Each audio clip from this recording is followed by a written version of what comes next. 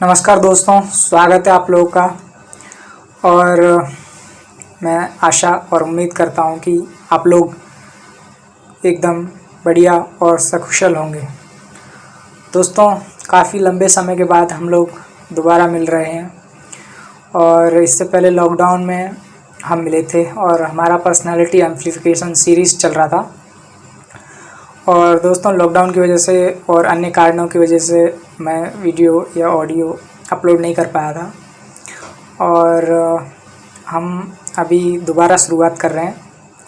और अभी मुझे थोड़ा सा और समय लगेगा आपके सामने दोबारा लौटने में, लेकिन तब तक के लिए मैं आप लोग के लिए एक कहानी की सीरीज़ शुरू कर रहा हूँ। ऐसी कहानी जिसमें आपको कुछ ना कुछ शिक्षा मिलेगी, कुछ प्रेरणा मिलेगी और उससे आप अपने जीवन में कुछ सुधार कर पाएंगे और उसका आप लाभ उठा पाएंगे। तो ठीक है दोस्तों, तो आज जो पहली कहानी है वो कुछ इस प्रकार है। तो दोस्तों, ध्यान से सुनिए और जो कुछ भी इसमें से सीख मिलती है उसका आप सदुपयोग कीजिए। तो दोस्तों, कहानी कुछ इस प्रकार है कि एक किसान रहता है और वो किसान जो है उस किसान का एक अपने जो पड़ोसी रहता है उससे झगड़ा हो जाता है और वो उसको कुछ अपशब्द बोल देता है। और अपशब्द बोलने के बाद उसको रियलाइज़ होता है कि यार, मैंने कुछ गलत बोल दिया, मुझे ऐसा नहीं बोलना चाहिए था। तो जब उसको गिल्टी फील होता है, जब उसको ग्लानि होती है, जब वो ये सोचता है कि मैंने गलत किया, ऐसा मुझे नहीं बोलना चाहिए था, तब वो एक उसके गांव में एक साधु रहते हैं, उसके पास जाता है और माफ़ी मांगते हुए उससे पूछता है कि मैंने अपने पड़ोसी को ऐसा कहा है, तो अब मैं अपने जो शब्द हैं, जो मैंने उसको अपशब्द कहे, जो उसका अपमान किया, वो मैं शब्द वापस कैसे ले सकता हूँ, ताकि उसका जो उसके द्वारा जो अपमान किया गया पड़ोसी का, वो वापस वो अपराध मुक्त हो जाए। तो साधु ने कहा कि ठीक है, ऐसा करो कि शहर में जो गांव है उसमें जो पंख जो भी मिले हैं उनको क्या करो, इकट्ठा करो। वो पंख इकट्ठा करके क्या करो, बीच चौराहे पर चौक पे उनको रख दो जमा करके।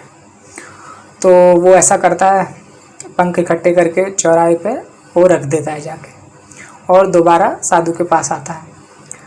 तब साधु उनको दोबारा बोलता है कि अब फिर से वापस जाओ चौराहे पे, चौक पर जाके वो जो भी तुम पंख रखे आए थे वो मेरे पास वापस लेके आओ। तो वो जाता है और वहाँ पर देखता है कि सारे के सारे पंख हवा से जो है उड़ गए हैं और वहाँ एक भी पंख नहीं बचा है। और वो खाली हाथ साधु के पास आता है। तो वो जो साधु होते हैं, जो महात्मा होते हैं, वो बोलते हैं कि ठीक इसी प्रकार आपके जो शब्दों के साथ होता है। जो मनुष्य जो शब्द बोलता है, चाहे वो कैसे भी हों, अच्छे भले बुरे जो भी हैं, तो वो शब्द जो हैं वो एक बार निकल गए तो फिर आप उनको वापस नहीं कर सकते हो, वापस नहीं ला सकते हो।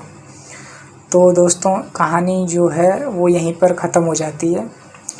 और इसका जो सार जो निकल के आता है, जो सीख इससे निकल के आती है, वो ये है कि हमें कभी भी किसी के बारे में बुरा नहीं बोलना चाहिए और सोच समझकर बोलना चाहिए, नपातुला बोलना चाहिए।